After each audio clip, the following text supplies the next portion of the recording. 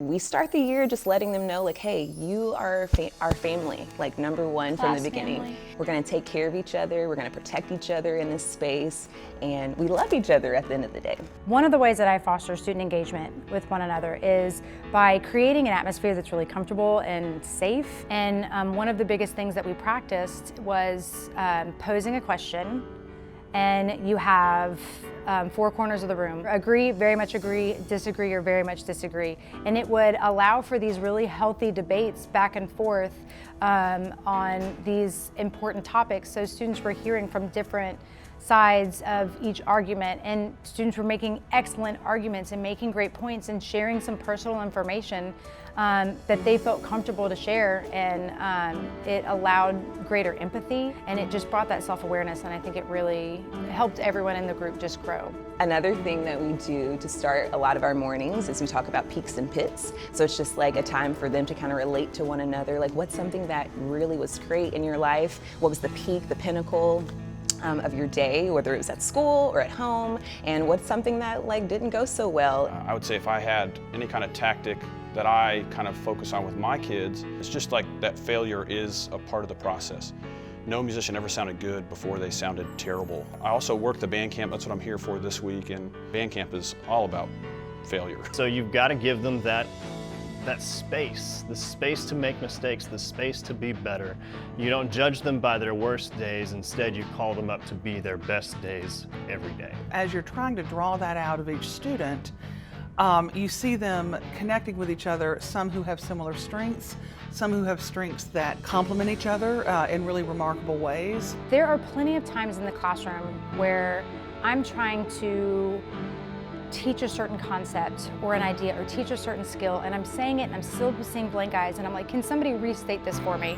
And they feel comfortable enough to talk to one another, and all of a sudden the light bulb goes on. And when I was saying it, it wasn't. We allow students the latitude to connect with each other and teach each other. I don't know that you can get closer to a person than when you actually successfully teach them something. It's like promoting positive relationships between each other, so it's not us looking for the greatness with the kids, it's they are looking for greatness within each other. So there's this camaraderie that builds, and I feel like each one of my classrooms takes on this different personality and this different persona with the different people in it, and everybody feels like they have a place in that persona, right? That they contribute to it in some way. You coach them differently because they're different people.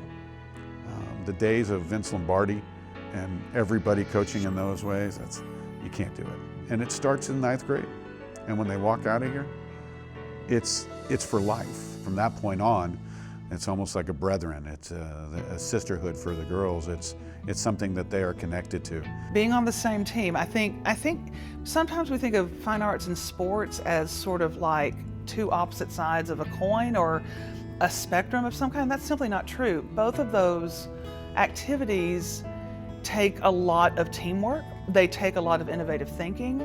They take a lot of thinking on your feet, but a lot of practice at the same time, so that you have to know something so thoroughly, but then in the moment when something else comes at you, know how to pivot or turn or just act with something instinctual. So you can always tell students who haven't had the opportunity to be on a team like that. The bonding is just not on the soccer field. The bonding is everything, right? You become a unit, you become a team. You have to rely on each other, and there has to be a commitment to not being lazy. And I don't mean that by just like physical lazy or being in the place, emotionally lazy. I want them to care about each other. If you're going to be influencing middle schoolers, it has to start from the authority in the room. It has to start from the teacher. Anything we do that makes an impact is modeling. I think it's important for teachers to understand that their subject material is a way to facilitate and enable kids to learn about themselves. It's not just student learning peer-to-peer, but it's if you know enough about yourself, now you can allow somebody else to be a part of you and a part of your relationship. I think band does that, but I think every subject and any good teacher wants to create that for kids in their classroom. And so even with our friendship, we try to kind of put it on display for them, because we're not always like on each other's side. Everything's not perfect in every friendship, so we try to model like, hey, you hurt my feelings, or hey, Right, show them conflict resolution. you spilled my coffee, and like, I forgive you. Students can recognize phonies. Students are aware that there are many classrooms where they're not respected. Students are aware that there are many classrooms where they're not valued.